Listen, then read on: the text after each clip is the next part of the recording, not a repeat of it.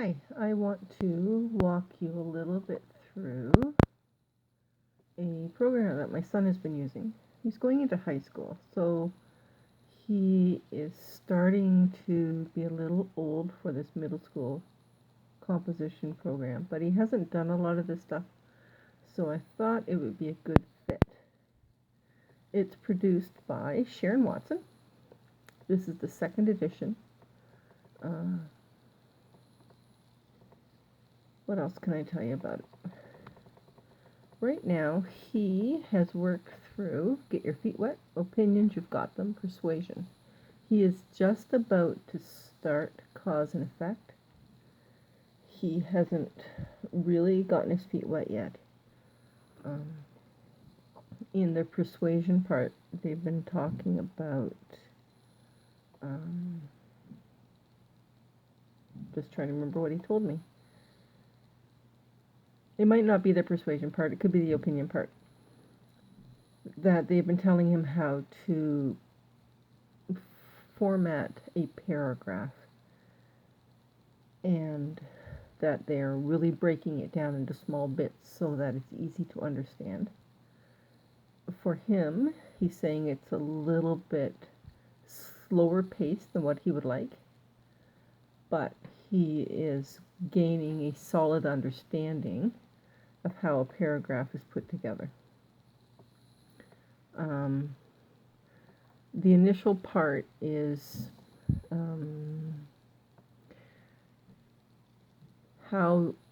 what kind of writing do you like to do and when, basically.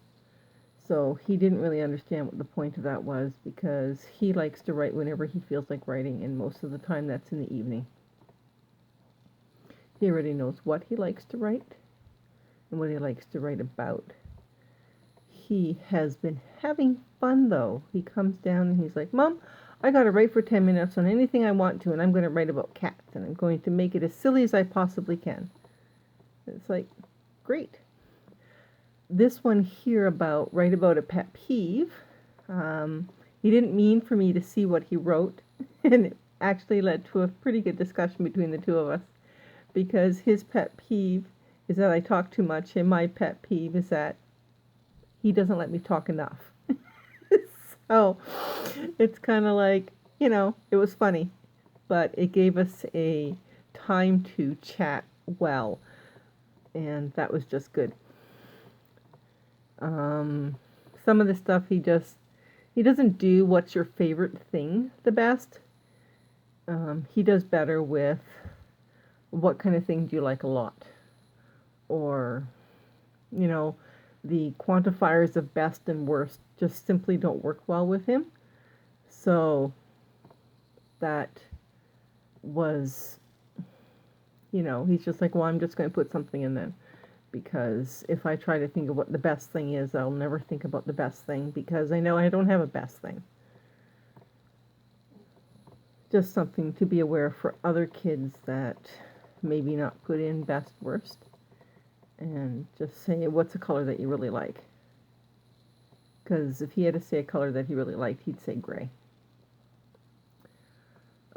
He has gone through reasons and points and his opinion stuff. I'll show you some of his work later, maybe not in this video, but it will be in my blog post. He likes the fact that he can edit what other people have done. Oh, this is the one about the cat. But he turned it into something slightly different because he was just having fun with it. It's good to have a boy have fun with writing, He didn't understand why anybody would want to write about golden retrievers, because, it's a dog. He doesn't really like dogs. But that's one of the things I like with this program, is that he actually talks to me about what he's doing, as opposed to just doing it and then I find out after the fact what he's doing. And here we're talking about paragraph types and examples. What's the word for it? He found this section interesting. He likes to process ones in the informational type paragraphs.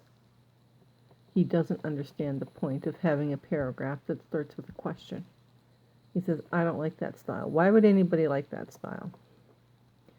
So it's good to talk about how everybody has a different style of writing, and sometimes using a style of writing that might not be your favorite will help you to make the point you want more clearly.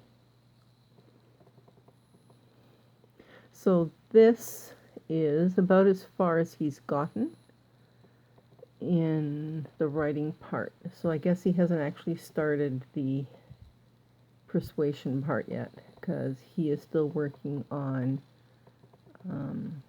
polishing his opinion piece. And that is about all I can work through right now. But I like that it has these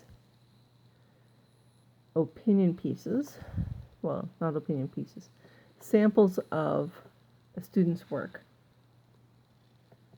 that is also at a middle school level, so he can see what other students do for their work and gives him an idea of what he should aim for.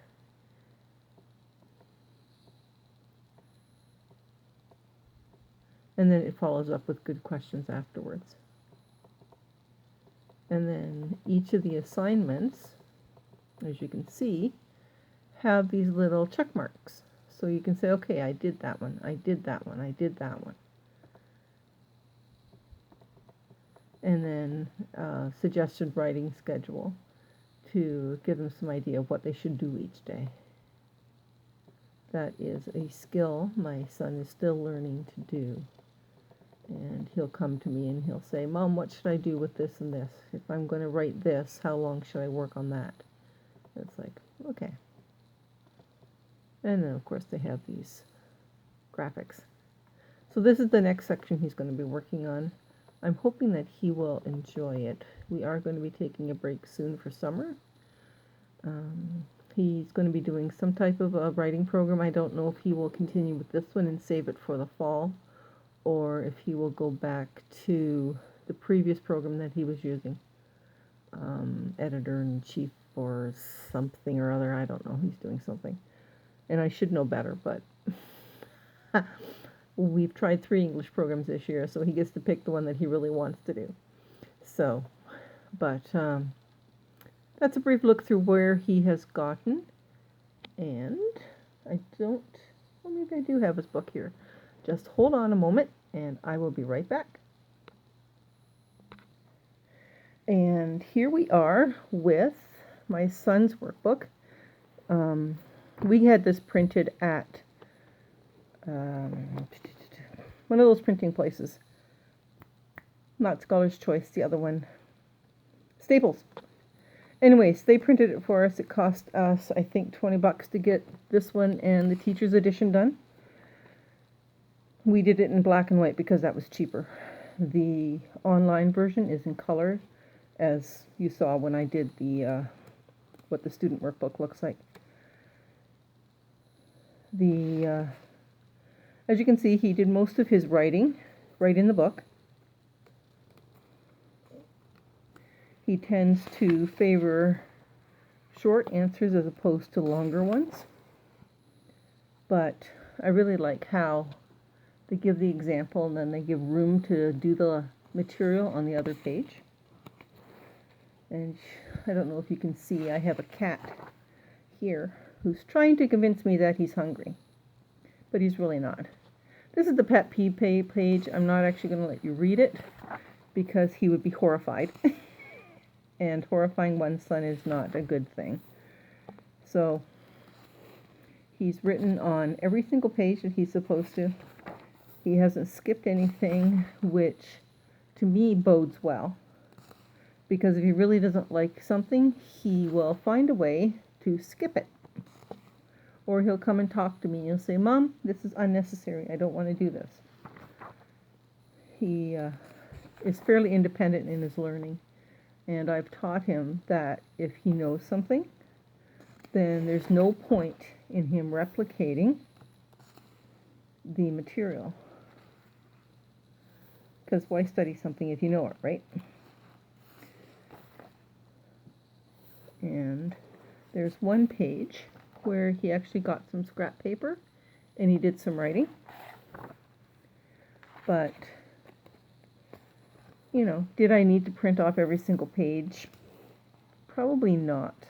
I could have just, I think, photocopied the pages that he actually had to work with and then had him also use the PDF on his tablet. Oh, see, he has started the persuasion thing because that is where he's at. I thought he had. So, but here by the end of his paper, he wants to convince his readers to use less reusable plastics and use more degradable materials, which is a really good thing right now with all the plastic things and how we should be banning them and stuff like that. It's led to some interesting discussions around the supper table. So, there you go. That is my brief review online, well, by video, of the student edition of Jump In Middle School Composition 2nd edition. This is the digital format. Again, it's written by Sharon Watson.